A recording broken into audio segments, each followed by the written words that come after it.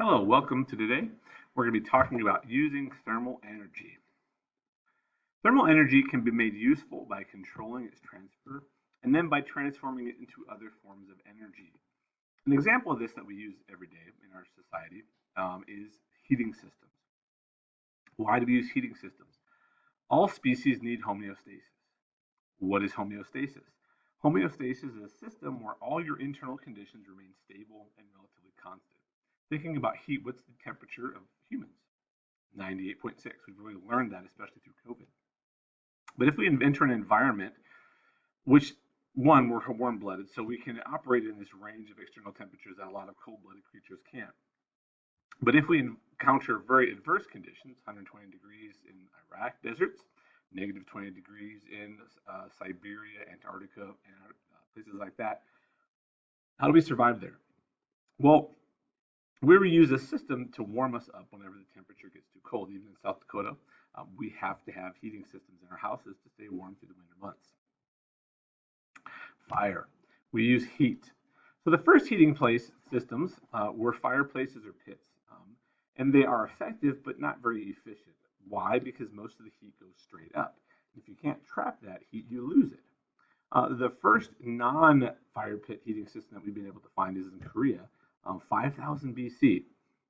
7,000 plus years ago, people were using heating systems like this where they would heat the air underneath the house. This is actually the floor of the dwelling. And they would burn the wood on there was another fuel source outside. The air draft would bring the heat through the bottom and then up out the chimney, so all this space gets heated. These nice heavy material, brick and things of that nature, tiles that were laid down would absorb the heat and then transfer it up to the floor.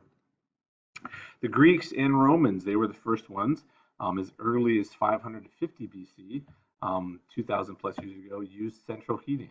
And they called a hypocaust. They had vents and stuff that would come out of the corners, large fire underneath with all these columns, large heavy material over the top. So they had basically floor heating, similar to the Koreans, but they also had vents and stuff so some of the hot air could get up and around the building and warm them. The most common type of heating system that we use today is called a forced air system. And in that, we have basically forced air.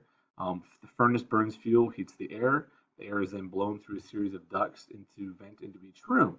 And then we have the positive air pressure of that air being pushed in, which is why it's called forced air. We're forcing air into a room.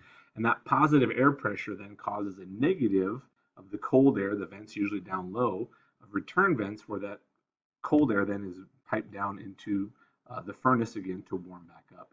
And that's why it's called forced air, because we're forcing the air, warm air into places.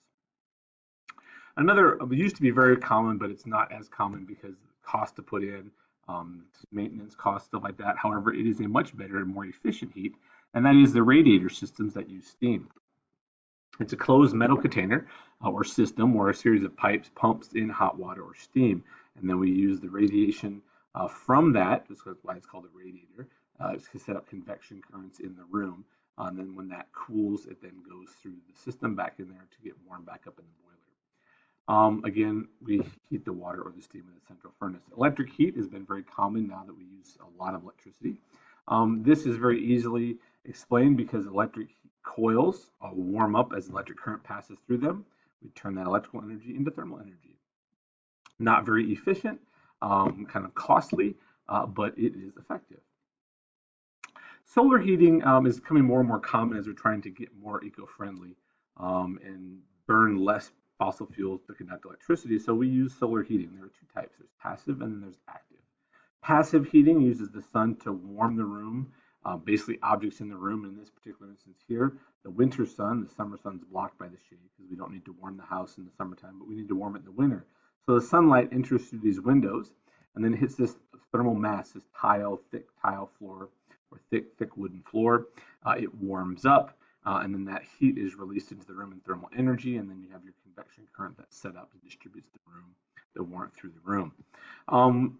Active is different. Active is because we're using something to move the thermal energy around, whereas passive just uses thermal energy to dissipate. We have collector panels filled with the fluid. Those warm up. We pump them down into a container, which we store. Once that cools off, the dense cool water flows to the bottom, so it's then pumped back up into the top, or it's warmed back up by the sun, and then it goes back into the system. And then we use the hot water for different things, whether it be heating and cooling the house, whether you use it for showers, things of that nature.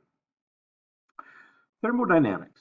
Thermodynamics is the study of relationships between thermal energy, heat, and work.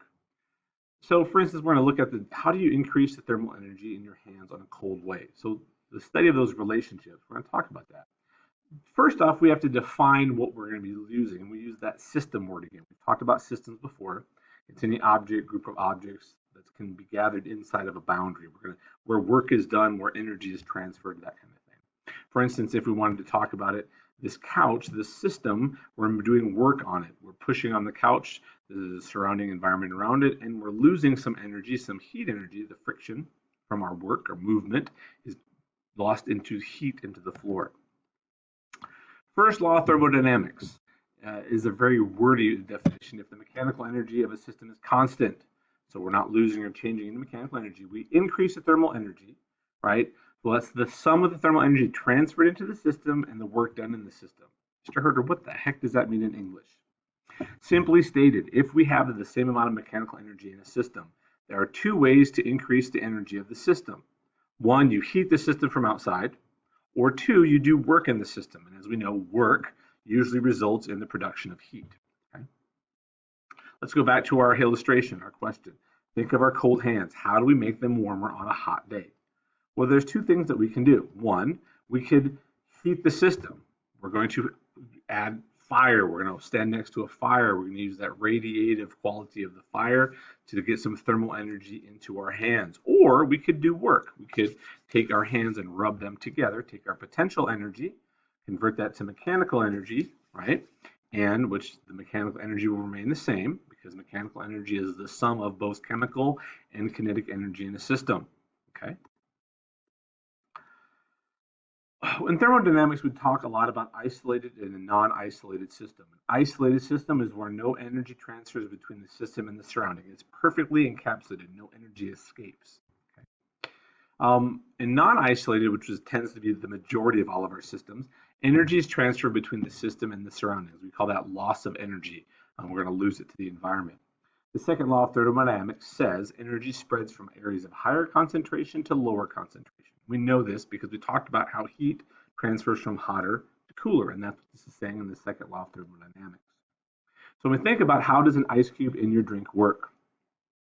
Does the ice cube cool down the drink, or does the drink warm up and melt the ice cube? Well, we know that it transfers from the high energy to the low energy, and ice cubes have very low thermal energy. So the heat in our drink goes into the ice cube, and as a result, we lose heat in our drink, which means our drink got cooler. Okay?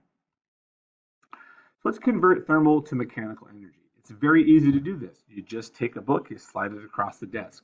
We're taking that kinetic energy due to friction, we're losing it, and it's causing thermal energy. It is very difficult, however, to convert that thermal energy back into mechanical energy and then into motion. This was the Industrial Revolution, us trying to figure out how to take heat and get mechanical energy out of it. And that's why they're called heat engines. We take something, we take heat, we take a fuel, we turn it into something that does work, and that is a heat engine. Steam engines were the first ones that do that. However, almost all heat engines are not very efficient at the conversion between thermal to mechanical. Approximately 25% of that thermal energy is converted, which means 75% of the energy, the potential energy, is lost, which is why we say most systems are non-isolated, because we're losing the majority of our energy out. And that's usually lost in the form of heat.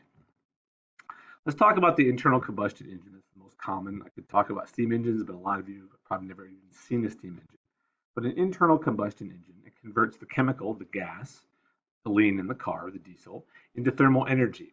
And then, so it takes the thermal energy, right, of the exploding fire, the flame front inside of this piston, pushes down on the cylinder because the gas is expanding, which rotates a crankshaft. This crankshaft is now mechanical energy, which drives your drivetrain and then goes down to your tires. But we lose a lot of heat. Think about the heating system, the cooling system in our car, the radiator. If we did not have a cooling system for our car, the engines would literally melt or seize up and cease to run. We have air-cooled engines, but those are not near as efficient as a water-cooled engine. because we have to do a lot of extra things with that heat to get rid of it. And so it causes not as much efficiency. But we still lose heat. Well, how do we trap that? If we could make an efficient engine that used 100% of the energy, we use that in turbine engines. Turbine engines tend to use almost all of that energy, converting to heat, and that heat is then used as thrust. Okay. So doing work to transfer thermal energy. Can you transfer thermal energy from a cooler area to a warmer area? Yes, we can, but it requires work. Think about refrigerators and air conditioners. They're using thermal energy. They're taking something that's warm. They're moving that warmth to a different area outside of the refrigerator or outside of the room. And then what happens is that interior area cools off. So we're moving that energy out. How do we do that? Well, we use a coolant that absorbs thermal energy. It's very sensitive to any thermal energy at all. And then we use a pump to move that fluid away, where we release it back to the air. And so basically what we're using a series of systems that move a liquid, convert it into a gas, and then convert it back to a liquid to pump it back in. And that's how we get that heat out of the system. Another way is a heat pump. A heat pump is really kind of cool. Some people have them in their homes. They're able to cool and heat as required by transferring thermal energy from one area to another. In the summertime, it's very hot outside, so the heat pumps take the heat in the building and pump it down deep into the ground where it's cooler. So then that warmth is then stored down there, stored away. And then in the winter months, we pump that heat back out up into the building to warm the building up. So that is how a heat pump works. And that is thermal energy. Thanks for watching.